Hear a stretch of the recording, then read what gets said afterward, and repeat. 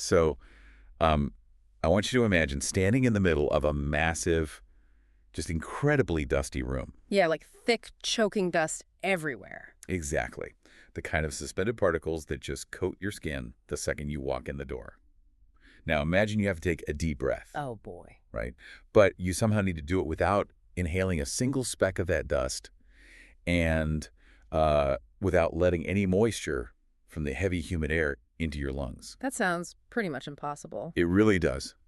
But that incredibly difficult task is exactly what massive industrial gearboxes, hydraulic systems, and storage tanks have to do every single day just to survive. Yeah, they don't get a choice. No, they don't. Yeah. So welcome to another deep dive. Today we're looking at how a surprisingly elegant piece of engineering solves this massive industrial headache. It's a really fascinating mechanical solution. It really is. We've got a great stack of sources in front of us today, including a very detailed case study and some product specifications from Sentry, focusing specifically on their X-Series and Guardian Series breathers. Right, which are essentially the industry standard for this sort of thing. Okay, let's unpack this. Hmm. Why do machines even need to breathe in the first place? And what actually happens when they inhale the wrong things? Well, to get to the bottom of that, we've got a clear roadmap for you today.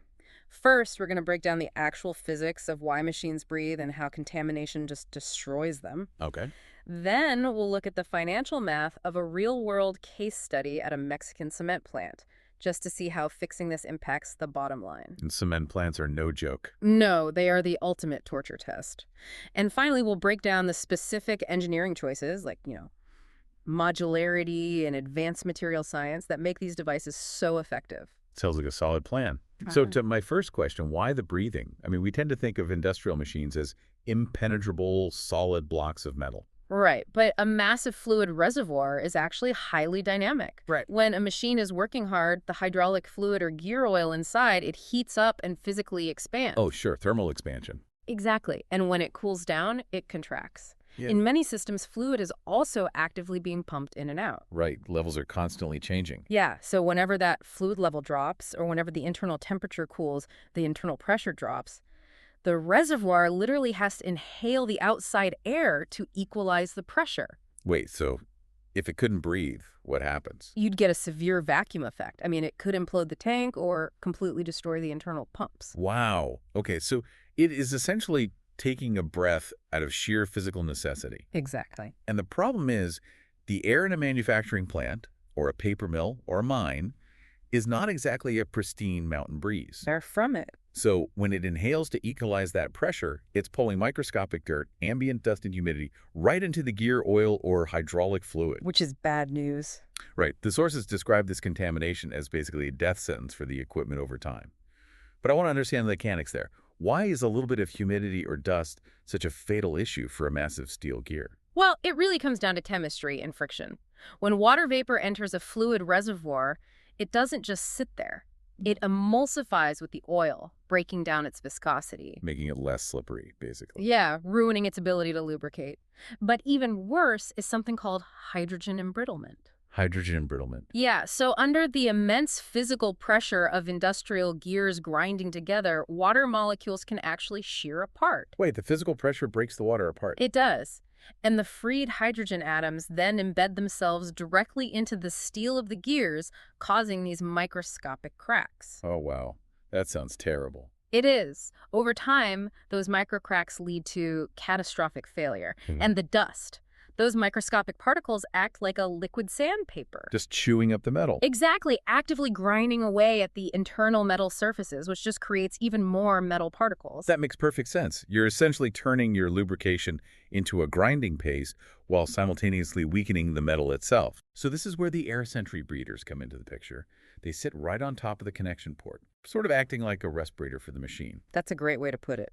Looking through the product specs, the baseline defense mechanism relies on two things, a 2-micron filter and a desiccant. Right.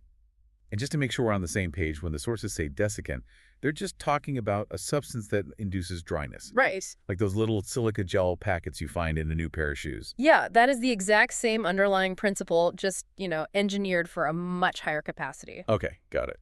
The silica gel acts as a highly porous sponge.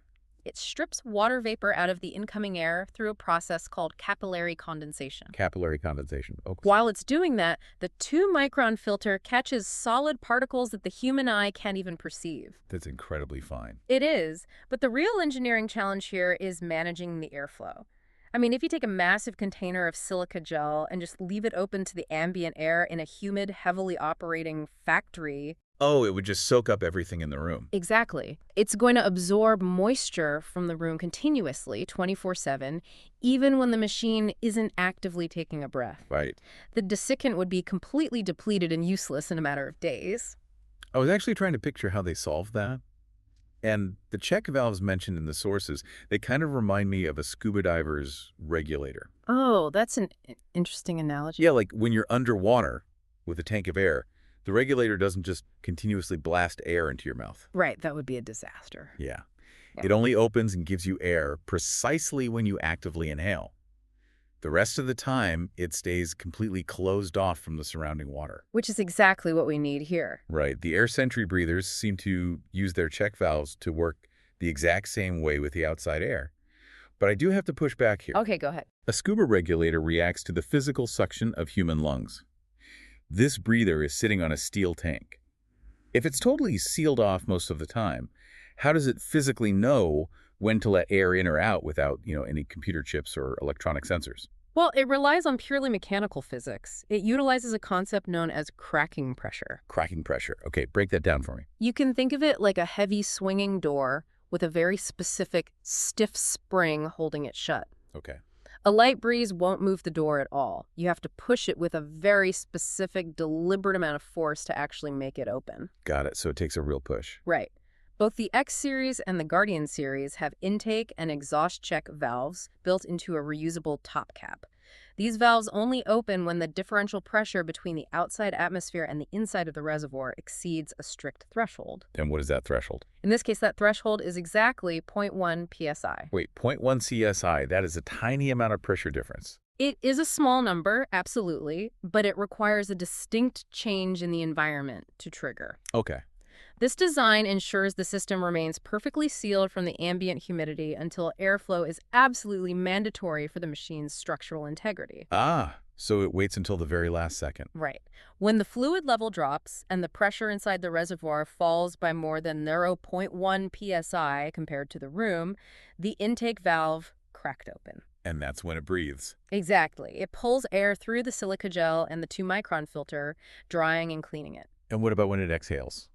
When the fluid expands and the pressure rises by more than 1.1 psi, the exhaust valve cracks open to let the air out. So by keeping the system completely sealed when idle, the exhaust air doesn't prematurely deplete the desiccant. You got it. The machine only uses the drying power of the silica when it actually inhales. Okay, so the math makes sense on paper, but I really want to see how this holds up in practice. Theory versus reality, right?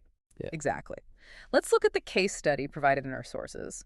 We're moving from the theory of cracking pressure straight to Orizaba, Veracruz, Mexico, to a Holcim cement ball mill. Which is an intense environment. A concrete company is basically the ultimate torture test for dust and moisture. I mean, you have ultrafine, highly abrasive cement dust floating in the air, mixed with heavy industrial humidity. Yeah, the environmental data from that facility paints a picture of a really harsh setting. Holcim was dealing with significant maintenance headaches. I can imagine. They were using a different brand of protection, a Desiccant breather. Yeah. And the environment was so demanding that this old breather was reaching its maximum moisture capacity and requiring a complete change-out every 30 days. Every single month. Wow. Yeah. Their goal was straightforward but critical for operations. They wanted to lower the downtime required for maintenance and completely isolate the gear oil from the cement dust and moisture. So they decide to upgrade. They pull off the old system and install the Air Sentry Guardian Desiccant breather. Right. Now, I'm looking at the cost analysis chart from the case study, and there's a massive initial sticker shock here. Oh, definitely. The old breather, the Decase model, was costing them $74.05 a month. The new Guardian breather cost $293.75 up front. A big jump. That is almost 4 times the cost right out of the gate. I mean, if you're pitching this to a plant manager who lives and dies by a spreadsheet, How do you justify a component that costs 4 times as much? Well, the justification lies entirely in the long-term economics and the fundamental difference in the engineering architecture. Okay, walk me through that. The Guardian costs more initially because it incorporates the dual-action check valve technology we just discussed. Right, the zero point 0.1 PSI valves. Exactly. And its physical dimensions offer up to 90% more desiccant than comparable standard models. Oh, so it's just physically holding a lot more silica. Yes. Because it holds a larger volume of silica gel and crucially protects that silica gel behind those sealed valves, it's engineered to last 3 to 5 times longer in the exact same environment. Let's run those numbers, because this is where the ROI really becomes apparent. Under the old system, Holcim is paying $74.05 every single month. Month 1, month 2, month 3, month 4. It adds up fast. It does. By the end of month 4, they have spent $296.20 just constantly throwing away and replacing those failing breathers. And that month 4 mark is the exact financial inflection point. The cumulative cost of the old system crosses the threshold of the Guardian's upfront cost of $293.75. Oh, okay. So every day past that 4th month is pure return on investment. And the Guardian breather didn't just last 4 months. The data shows the change-out interval for Holcim extended from every single month to every 5 months. And let's highlight a crucial detail here, which is really the secret sauce of the whole system. It's a modularity. Yes. When that 5-month mark finally hits and the silica gel is fully saturated with moisture, Holcim doesn't even have to throw the whole Guardian unit away. Right. They keep the expensive durable housing and the check valves right where they are, and they just replace the internal silica gel cartridge. Replacing only the consumable element drops the ongoing maintenance cost dramatically. Looking at the 10-month breakdown in the case study illustrates this perfectly. Let's hear it. Over 10 months, the old decay system required 10 full replacements, totaling $740.50. Okay. With the Guardian system, you have the initial upfront capital cost of $293.75, and then at month 6, you buy one replacement cartridge for $90. Wow. Yeah, that brings the total 10-month cost of the Guardian to $383.75. So we're looking at roughly a 50% reduction in hard material costs over a 10-month period. Exactly. But $383 versus $740 is just the parts on a spreadsheet. Think about the invisible costs. A technician no longer has to shut down operations, climb up onto a massive cement ball mill in the Mexican heat, and swap a part every 30 days. The labor savings are huge. They only do it twice a year now. Yeah. The operational uptime gain from that alone probably dwarfs the savings on the plastic parts. The labor reduction and the avoidance of unplanned downtime due to contaminated gear oil fundamentally shift the value proposition. Right, it's about the big picture. It's a clear demonstration that a higher initial capital expenditure on a superior, thoughtfully engineered component pays massive operational dividends when you stretch the timeline out even just a few months. Which actually brings up an interesting physical problem. If the math only works because this device survives for 5 months, how does a plastic tube sit on top of a vibrating, grinding cement ball mill in harsh weather without cracking to pieces or melting? That's a great question. I mean, standard plastic would just warp under those temperature swings. Materials science plays a massive role in industrial design here. The Guardian's casing is not standard consumer plastic. It's constructed from a patented material called Triton. Triton. Okay. Yeah, Triton is engineered to be highly resistant to both physical impact and chemical degradation.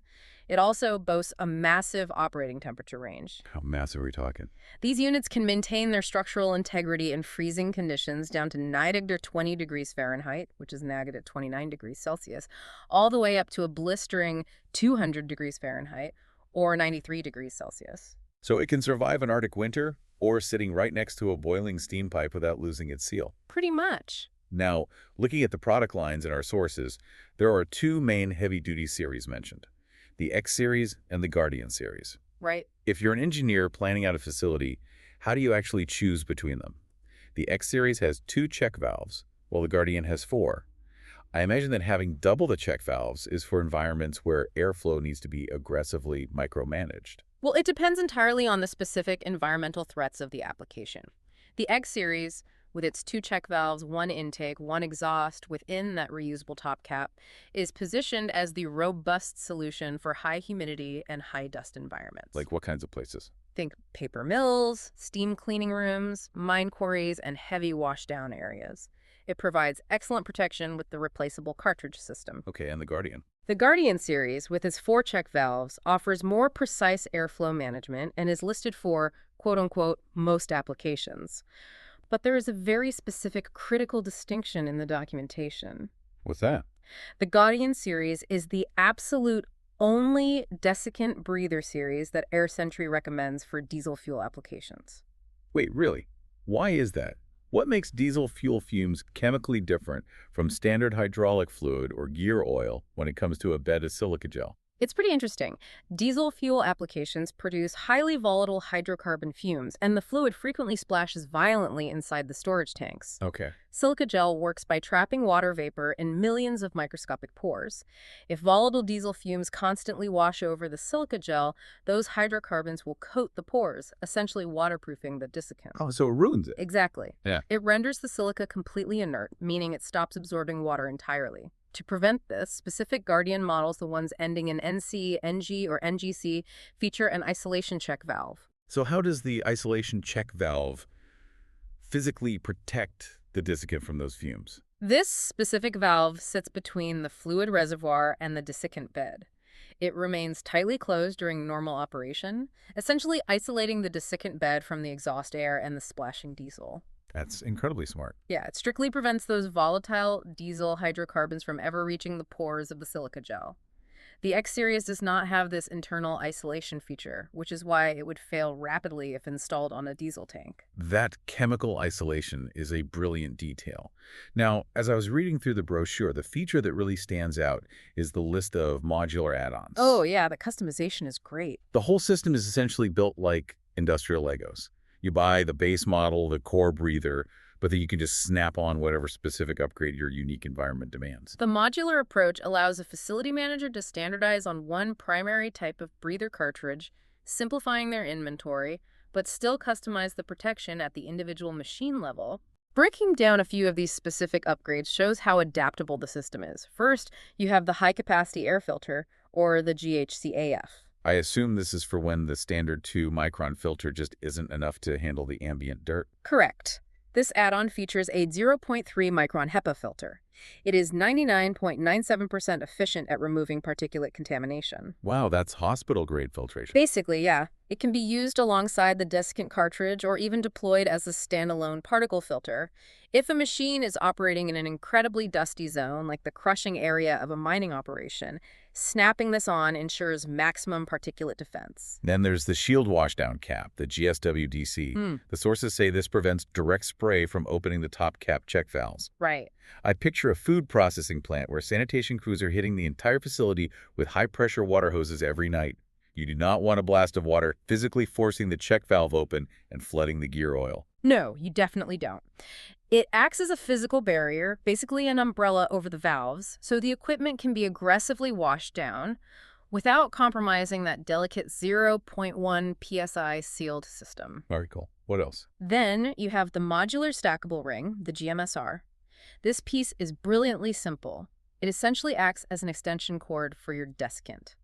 It allows users to attach multiple Guardian breather cartridges together, stacking them vertically. Wait, so if you have a piece of equipment in a remote, hard-to-reach area of the plant, you just stack a few cartridges together using the rings. Exactly. Suddenly, that 5-month lifespan from the case study turns into a year or more. You only have to send a maintenance tech out there once a year. It vastly extends the service life before a changeout is needed. The ring also acts as the adapter to add the high-capacity air filter or an activated carbon filter. Talk about industrial Legos. Right.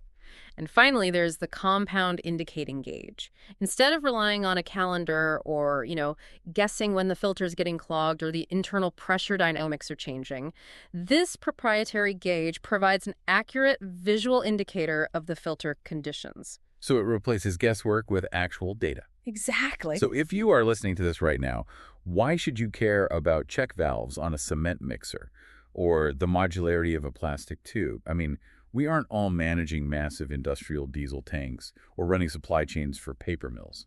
Well, the core takeaway is the underlying philosophy of the engineering.